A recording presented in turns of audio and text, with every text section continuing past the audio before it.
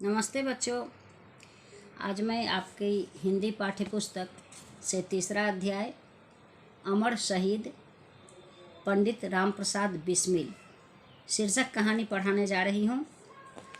यह पाठ भारत के स्वतंत्रता संग्राम में शहीद हुए अमर सेनानी पंडित राम प्रसाद बिस्मिल के जीवन को उभारता है।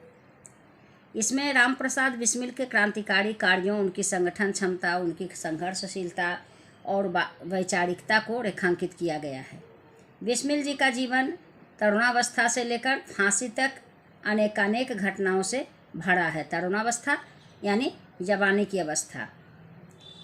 तो कहते हैं कि जवानी की अवस्था से लेकर के फांसी तक अनेक अनेक घटनाओं से भरा है, जो इस पाठ को पढ़कर ही पता चल सकेगा। तो आइए पढ़ते हैं पाठ। इन पंक्तियों से शुरू हुई है।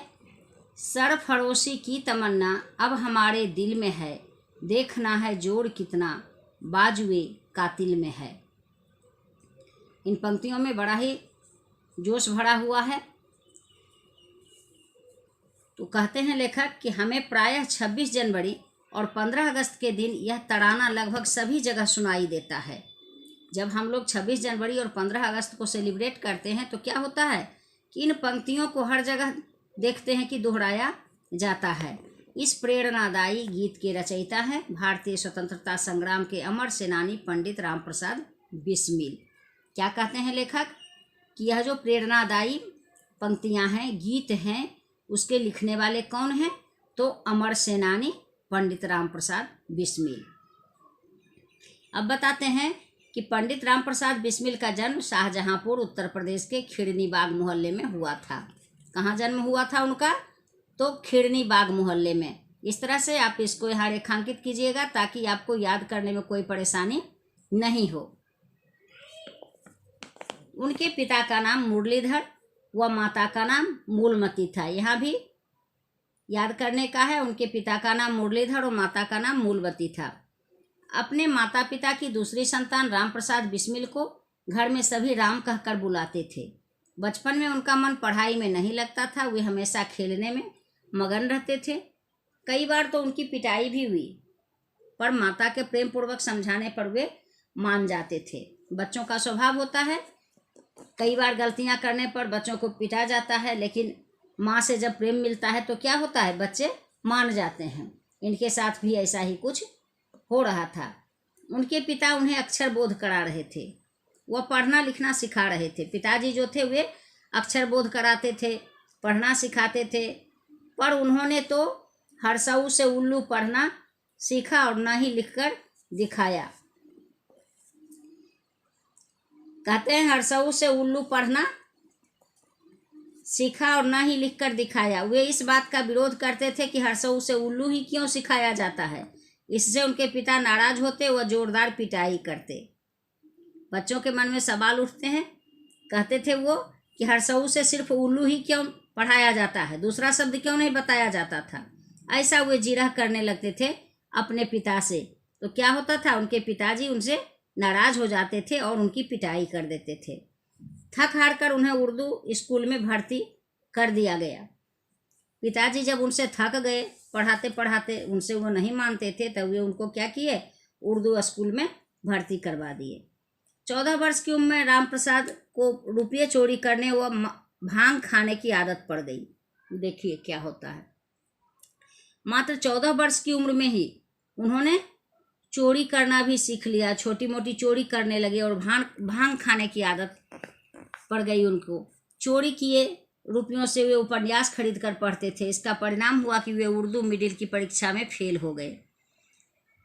रुपये चुरा करके उपन्यास खरीद लेते थे, वही पढ़ते थे। नतीजा हुआ कि जो इनकी पढ़ाई थी उसमें ये फेल कर गए। अब उन्होंने अंग्रेजी पढ़ना आरंभ किया। पड़ोस में ही एक पुजारी जी की संगति से उन्होंने पूजा पाठ, स्वाध्याय व व्यायाम का ज्ञान प्राप्त किया। बचपन की बुरी आदतें छूट गई। सिगरेट पीने की उनकी आदत उनके सहपाठी सुशील चंद्र सेन के साथ ने छुड़ा दी।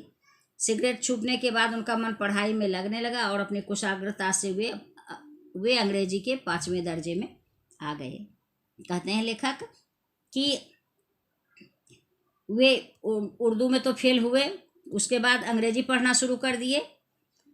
तो अंग्रेजी पढ़ने के साथ ही एक पुजारी की संगति में पूजा पाठ, स्वाध्याय तथा व्यायाम ये सब का ज्ञान प्राप्त किए।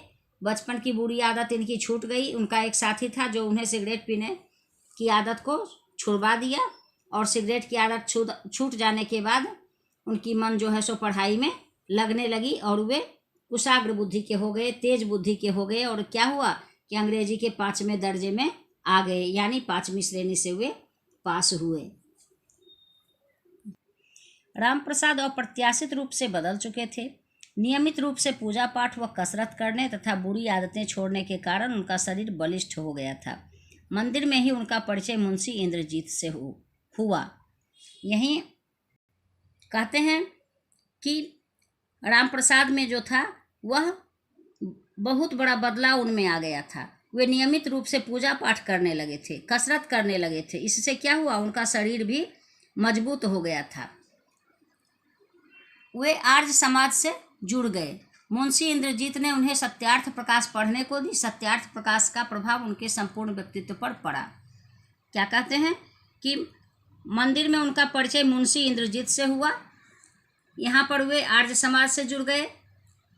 मुंशी इंद्रजीत के संपर्क में आने के बाद उसने इन्हें सत्यार्थ प्रकाश पढ़ने को दिया, जिसका प्रभाव इनके जीवन पर बहुत अच्छा पड़ा और इनका संपूर्ण व्यक्तित्व जो था वह बदल गया। 8वीं कक्षा में उनका संपर्क स्वामी सोमदेव से हुआ। सोमदेव के साथ राजनीतिक, सामाजिक व आर्थिक विषयों पर लंबी लंबी चर्चाएं करते थे। इससे उनके मन में देश व राष्ट्रभक्ति की भावना जागृत हुई। कहते हैं कि 8वीं कक्षा में जब ये गए तो क्या हुआ, स्वामी सोमदेव के संपर्क में आए।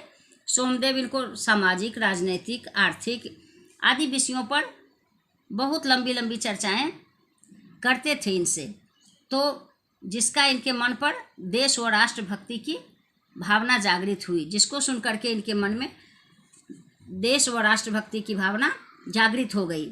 सन 1915 में अपने कुछ साथियों की फांसी से राम प्रसाद बिस्मिल अत्यंत विचलित हो गए। सन 1915 में जब इनके कुछ साथियों को फांसी दिया गया तो ये विचलित हो गए। इनका मन जो था सो डगमगाने लगा। यह वह समय था जब बिस्मिल ने ब्रिटिश साम्राज्य को समूल नष्ट करने की प्रतिज्ञा की।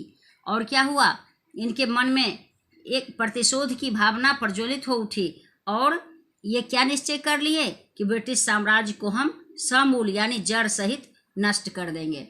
मातृवेदी संगठन का गठन कर स्वामी सोमदेव के मार्गदर्शन में कई इश्तहार व अपनी प्रतिज्ञा प्रकाशित की और लोगों तक पहुंचा दी। कहते हैं कि मातृदेवी संगठन का गठन कर, यानी मातृदेवी नामक एक संगठन का ये गठन किए और स्वामी सोमदेव के मार्गदर्शन में, यानी इनका मार्गदर्शन कौन कर रहे थे, तो स्वामी सोमदेव, कई इश्तहार अपने प्रतिज्ञा प्रकाशित की और लोगों तक पहुंचा दी। लोगों तक यह संदेश पहुंचाने का कार्य इन्होंने शुरू कर दिया। कौन सा संदेश, तो अंग्रेजों के विरुद्ध उसको जड़मूल से नष्ट करने का।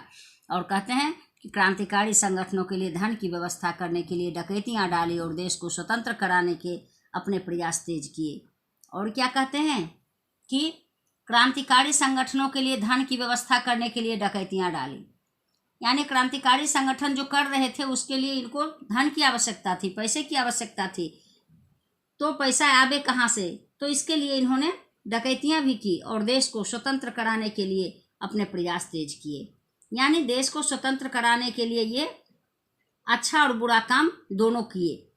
पंडित गैंदालाल के साथ मिलकर इटावा, मैनपुरी, आगरा व शाहजहांपुर के नवयुवकों को देश सेवा के लिए संगठित किया।